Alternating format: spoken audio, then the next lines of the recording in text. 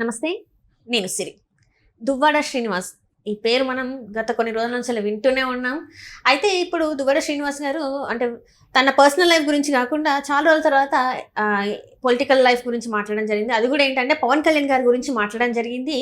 పవన్ కళ్యాణ్ గారి మీద కొన్ని వ్యాఖ్యలు అయితే చేశారు దువ్వాడ శ్రీనివాస్ గారు.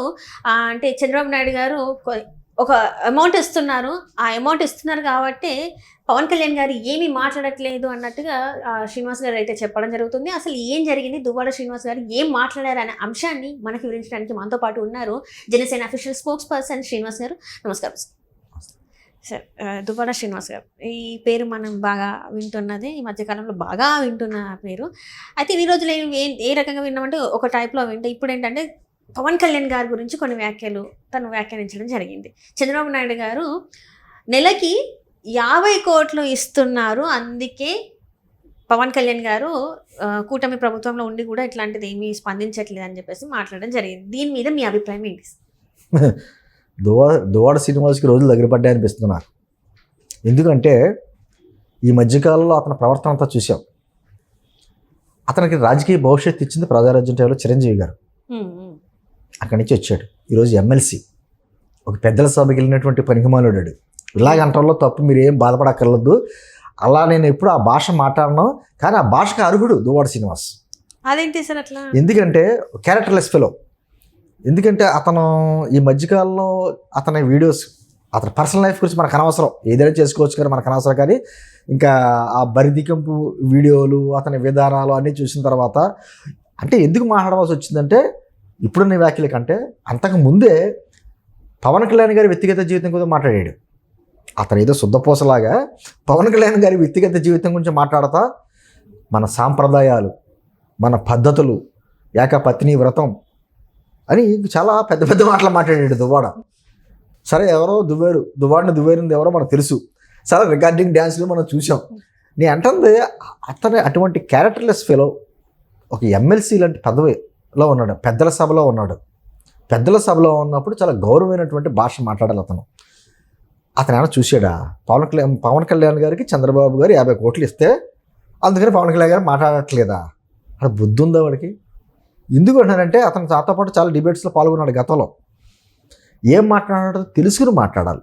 పదలో లేకుండా ఇది చిల్లరగాడు మాట్లాడినట్టు వ్యవహారం, ఆ భాష మాట్లాడకూడదు. ఎందుకంటే పెద్దల సభకి వెళ్ళాడు అతను. పెద్దల సభకి ఇటువంటి వ్యక్తులను పంపించామా అంటే ఇటువంటి వ్యక్తుల వల్లనే పెద్దల సభకి గౌరవం లేకుండా అయిపోయింది. ఇటువంటి వ్యక్తులను మనం పెద్దల సభకు పంపుతున్నామా అనేటువంటి వ్యక్తి. పవన్ కళ్యాణ్ గారి డబ్బులు ఏంటంటే ఒక్క సంతకం పెడితే 100 కోట్లు వస్తాయి అతనికి ఒక సినిమాకి. అతనే కొన్ని లక్షల రూపాయలు, కొన్ని కోట్ల రూపాయలు ప్రజలకి విరాళంగా ఇస్తాడు. ఏ రోజైనా ఈ దువ్వాడ కానీ వీళ్ళ గ్యాంగ్లో ఎవరైనా సరే ₹1 ఇచ్చారా? పోనీ ఈ మధ్యకాలంలోనే కృష్ణానదికి వరదలు వచ్చినాయి, బుడమేరు వరదలు. వాళ్ళ నాయకుడు ₹1 కోటి అనౌన్స్ చేశాడు. ఎవరికి ఇచ్చాడు ₹1 కోటి? ఇచ్చారు సార్, మీకు తెలియదు. అంతే, ఇచ్చాడు. మేము ప్రకటిస్తాము, అవి కానీ మేము అట్లా బయటికి చెప్పుకోలేము. మరి అటువంటి అంటే చేతికి ఎముకలు లేకుండా ప్రతి విషయంలోనే స్పందించి ఇచ్చేటువంటి ఈ మధ్యకాలంలో తలసేమియా వ్యాధి గురించి ఒక 50 లక్షలు ఇచ్చాడు పవన్ కళ్యాణ్ గారు. ఎక్కడ ఏ సమస్య వచ్చినా, ప్రకృతి వైపరీత్యం వచ్చినా, ఏది వచ్చినా ఈ రాజకీయాల్లో ఎవరు ఉండరు. తన సొంత డబ్బులు అలా ఖర్చు పెట్టే వ్యక్తి. అటువంటి వ్యక్తికి మళ్ళీ లంచమా? పవన్ కళ్యాణ్ గారిని డబ్బులతో కోరేటువంటి మగవాడు భూమి మీద పుట్టాడా? మళ్ళీ ఈ పనికి మళ్ళీ చెప్పాలా? నేను ఎప్పుడు నమ్మా సరే, నా లైఫ్లో ఎప్పుడు అటువంటి భాష మాట్లాడినా ఎవరిని కూడా. ఎందుకు మాట్లాడవలసి వచ్చిందంటే ఇటువంటి వ్యక్తుల వల్లనే. ఎందుకంటే పవన్ కళ్యాణ్ గారిని ఈ మధ్యకాలంలో అతను ఎక్కడ చూసాం? ఆ వీడియోస్ ఎవరినో వేసుకు తిరుగుతూ ఉంటాడు.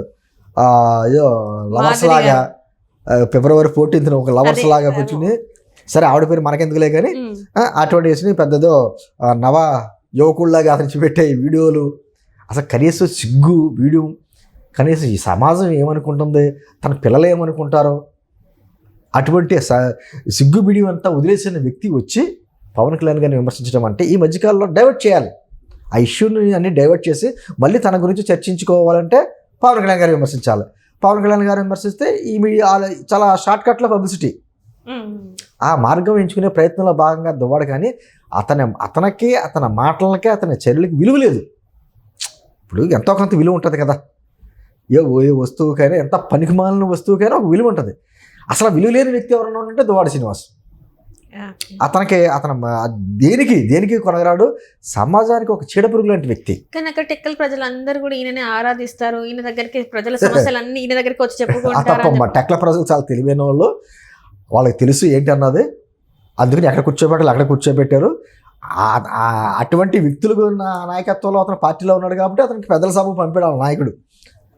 అతనికి కూడా ఇటువంటి వ్యక్తులే కావాలి, ఇటువంటి రికార్డింగ్ డ్యాన్స్ వ్యక్తులే కావాలి. అందుకని ఇతని పరిజ్ఞానాన్ని వినియోగించుకుంటానికి పెద్దల సభలు పంపాడు. అంటే అదే అంటున్నాను, కనీసం సభ్య సమాజంలో తలదించుకునేటువంటి వ్యక్తి అతని చర్యలు కావచ్చు. ఆ భార్యతో చెప్పించమనండి, నా భర్త మంచోడు, సమాజానికి సరే కావాల్సినోడు, తెలివైనోడు ఒక మాట సొంత భార్యతో చెప్పించమనండి, లేదా ఆయన పిల్లలతో చెప్పించమనండి. మనం అంతా కాదు. అటువంటి వ్యక్తి వచ్చి ఈ రోజున పవన్ కళ్యాణ్ గారిని విమర్శిస్తున్నాడంటే కనీసం సిగ్గుబిడి వదిలేసి రోడ్ల మీద చేసే కార్యక్రమాలు ఏం చేస్తున్నాడు అది చేసుకోమనండి. రికార్డింగ్ డ్యాన్సులు, ఆవిడేమో నృత్యం చేస్తుంది, ఈడేమో తబలా వాయించుకుంటాడు, అది చేసుకుంటూ పరిపోద్ది కదా. పదవి అయిపోయిన తర్వాత పని అదే పని వీళ్ళకి రాజకీయ భవిష్యత్తు ఉండదు, ఇదే పని. అంటే అర్హత ఉండాలి, విమర్శించడానికి కూడా ఎప్పుడైనా సరే ఒక అర్హత ఉండాలి. అర్హత లేని వ్యక్తి దువ్వాడ, అసలు కనీసం మాట్లాడడానికి కూడా అర్హత లేని వ్యక్తి. ఏమంటున్నా అంటే మేము చాలా కంట్రోల్గా మాట్లాడుతున్నాం. పవన్ కళ్యాణ్ గారు సరే అవతల వాళ్ళు విమర్శిస్తారు, ఆ భాష మాట్లాడతారు, మనం కూడా ఆ భాష మాట్లాడితే బాగోదు, మాట్లాడొద్దు అని మమ్మల్ని ఎక్కడికెక్కడ కంట్రోల్ చేస్తూ ఉంటాడు. వైసీపీ వాళ్ళ భాష మాట్లాడొద్దు అని మేము ఎక్కడికెక్కడ కంట్రోల్ చేసుకునే మాట్లాడుతూ ఉంటాం. ఒక్కసారి పవన్ కళ్యాణ్ గారు కళ్ళారు చేస్తే దువ్వాడ ఎక్కడ ఉంటాడో ఆ దువ్వాడ ఇరిగిపోద్ది కదా, ఖచ్చితంగా దువ్వాడ ఇరిగిపోద్ది. అటువంటి పరిస్థితి కలగ చేసుకోవద్దు దువ్వాడ. ఏదో నీ నువ్వు బతుకుతున్నావు, డ్యాన్సులు చేసుకుంటావో ఇంకేం చేసుకుంటావో, రికార్డింగ్ ఏదో చేసుకో, అంతేగాని పవన్ కళ్యాణ్ గారి వైపుకి రాకు, నీకు అర్హత లేదు. అంటే ప్రజలు మర్చిపోతున్నారా అనుకోని చెప్పినట్టు ఖచ్చితంగా ప్రజలు మర్చిపోతున్నారు, తనని ఒక వెర్షన్లోనే చూస్తున్నారు, లేకుండా అయిపోయింది, మళ్ళీ నా గురించి చర్చించాలి అనేటువంటి విధానంలో ఈరోజు వచ్చి మాట్లాడుతున్నాడు. కాబట్టి మేము మాట్లాడవలసి వచ్చింది, లేకపోతే అతని గురించి మాట్లాడటానికి సబ్జెక్ట్ ఏంటి, ఇంకేం సబ్జెక్ట్ లేదా మనకి. బోల్డ్ సమస్యలు ఉన్నాయి, రాష్ట్రంలో అనేక సమస్యలు ఉన్నాయి. నిన్న వచ్చి అతను మాట్లాడాడు కాబట్టి తనకు కౌంటర్గా మనం మాట్లాడాల్సి వస్తుంది. వాళ్ళకి తెలుసు, వాళ్ళకి యాక్చువల్గా ఏంటంటే ఇలా మాట్లాడితేనే మన ప్రచారం వస్తుందని తెలుసు, కానీ మాట్లాడకపోతే అదే కరెక్ట్ అనుకుంటారు. అందుకని ఖచ్చితంగా విమర్శిస్తున్నాం. కానీ నేను ఏమంటున్నానంటే ఎంతవరకు ఉండాలో అంతవరకు ఉండాలి. నువ్వు ఒక పెద్దల సభలో ఉన్నావు, రాష్ట్రంలో అనేక సమస్యలు ఉన్నాయి, సమస్యల గురించి మాట్లాడే ఓపుకుంటే మాట్లాడు, లేదు నువ్వు అన్నీ మూసుకుని నువ్వు చేసే రోజు కార్యక్రమాలు చేస్తున్నావు కదా, ఎవరో ఒకరు పిలుస్తారు ఏదో ఛానల్లో, భగ్న ప్రేమికులు అమర ప్రేమికుల్లాగా అది చేసుకో. అంటే వాళ్ళ ప్రేమది జన్మజన్మల బంధం గురించి ఇద్దరు గొప్ప జన్మలో ఎందుకులే, నేను అంతకుమించి నేను మాట్లాడలేను. ఆయన షాజహాను, ఆవిడ ముంతాజు, మళ్ళీ మాట్లాడుకోవాలి, మరి వీళ్ళిద్దరి గురించి మాట్లాడుకుంటాక మనకి ఇంకేం సమస్య లేదు. అంటే ఏదైనా పడాలండి, అతని వ్యక్తిగత జీవితం ఎంటర్టైన్ చేయనివ్వండి, మనం చూసి ఎంటర్టైన్ అవుదాం, అది వేరు. కానీ అంతకు మించి స్థాయికి మించి విమర్శలు, ఎవరిని విమర్శించాలో ఎవరిని విమర్శించకూడదో ఆలోచించి విమర్శించుకోకపోతే ఖచ్చితంగా దాని తగ్గ పర్యవసనాలు ఉంటాయి. ఆ పర్యవసనాలు కూడా అనుభవించాల్సి వస్తుంది. దువ్వాడ గారు కొంచెం control. Right, thank you so much sir.